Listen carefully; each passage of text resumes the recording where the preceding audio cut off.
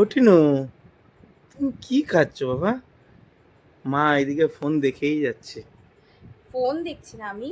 তাহলে ওর মামা ওর বার্থডের জন্য একটা খুব সুন্দর পোস্ট করেছে, সেটাতে একটা খুব সুন্দর ক্যাপশন দিয়েছে, আমি সেই ক্যাপশনটাই পড়ছি। আমি তোমাদেরকেও সেই ক্যাপশনটা পড়ে শোনাচ্ছি।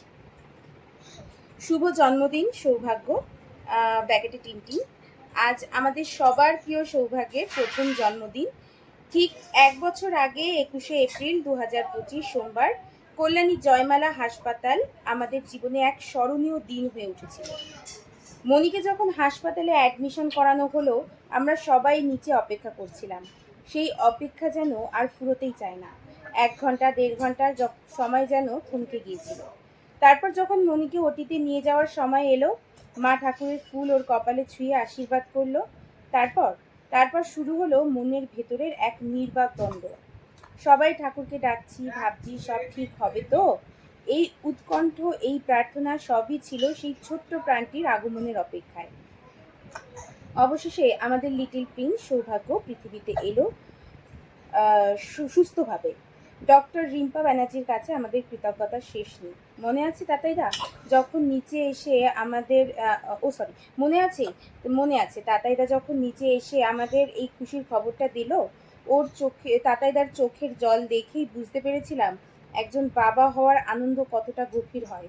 আজ 1 বছর হয়ে গেল।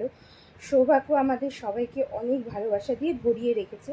অনেক আশীর্বাদ রইল আর আদর রইল। লাভ লিটলটি। খুব সুন্দর লিখেছে ওর মামা ওর জন্য। সত্যি আমার সেই দিনগুলোই মনে পড়ে যাচ্ছে যখন ও 1 বছর আগে আমাদের জীবনে এসেছিল। সেটা সত্যি আমাদের কাছে খুবই স্পেশাল আর সব থেকে বড় আনন্দেরই একটা দিন ছিল।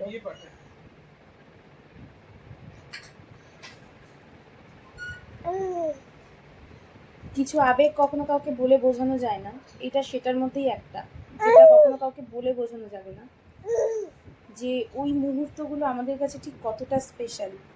হয়তো ও যখন বড় হবে এগুলোর কাছে কোনো ভ্যালু থাকবে না। ও হয়তো এই কষ্ট বা এই কোনো ফিলিংসের মর্ম হয়তো ভবিষ্যতে বুঝবে না যে ঠিক বাবা মা কতটা ত্যাগ বা কতটা কষ্ট ওর জন্য করেছে। কিন্তু যদি কখনো বড় হয় আর এই ভিডিওগুলো দেখতে পায়, ও নিশ্চয়ই বুঝবে যে ওর বাবা মা চেষ্টা করেছে ওকে একটা ভালো মানুষ তৈরি করার। তারপরে বাকিটা অবশ্যই ওর ওপর নির্ভর করবে ও ভালো মানুষ হবে কি হবে না। তবে আমরা বাবা মা হিসেবে সবসময় চেষ্টা করব ওকে একটা ভালো মানুষ তৈরি করার। জীবনে বড় কিছু করুক না করুক যেন মানুষ হয় একজন ভালো, এইটুকুই চাই ওর কাছে আমরা। আর ওর বাবা ওর জন্য যে কষ্টটা করছে সেই কষ্টের দাম যেন ও দেয়।